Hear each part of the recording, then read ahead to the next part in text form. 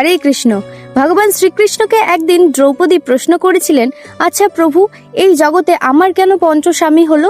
তখন ভগবান শ্রীকৃষ্ণ দ্রৌপদীকে উত্তর দিয়েছিল, দ্রৌপদী, তোমাকে যদি এই প্রশ্নের উত্তর জানতে হয় তাহলে তোমাকে ত্রেতা যুগে যেতে হবে। তুমি ত্রেতা যুগে ছিলে এক ব্রাহ্মণ কন্যা এবং তুমি পতি কামনার আশায় মাটি দিয়ে শিবলিঙ্গ তৈরি করে শিবের পূজা করতে এবং শিবকে প্রত্যহ তুমি পূজা করতে করতে পূজায় বসে এই প্রার্থনা করতে যে তোমার স্বামীর মধ্যে 5টি গুণ থাকবে। সেই 5টি গুণ কি কি? শক্তির প্রতীক, সৌন্দর্য, বুদ্ধি, বলবান এবং ধর্ম ও নৈতিকতা। এবং তুমি পূজায় বসে 5 বার ভগবান শিবের কাছে প্রার্থনা করতে, পতিং দেহি পতিং দেহি পতিং দেহি। তো প্রত্যহ এইভাবে প্রার্থনা করতে করতে একদিন ভগবান শিব যখন তোমার প্রতি সন্তুষ্ট হলো, তখন সে তোমাকে বর দিল যে দাপর যুগে তোমার 5টা স্বামী হবে।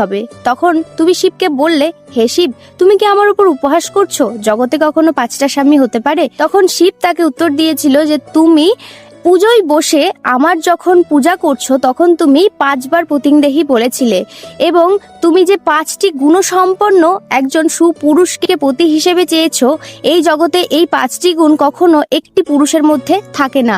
ঠিক সেই কারণেই তোমার 5টা স্বামী অর্থাৎ পঞ্চম স্বামী হবে। তখন মহাদেবের এই কথা শুনে দ্রৌপদী অত্যন্ত কষ্ট পেয়েছিল, কিন্তু দ্রৌপদীকে তখন মহাদেব বলেছিল, তোমার চিন্তা করার কোনো কারণ নেই, পঞ্চস্বামী হলেও তুমি হবে জগতের মধ্যে মহাসতী। আর ঠিক এই কারণের জন্য দাপর যুগে দ্রৌপদীর পঞ্চস্বামী হয়েছিল। কিন্তু সনাতন ধর্মে দ্রৌপদীর পঞ্চস্বামীকে নিয়ে অনেকে উপহাস করে সঠিক তথ্য না জেনে।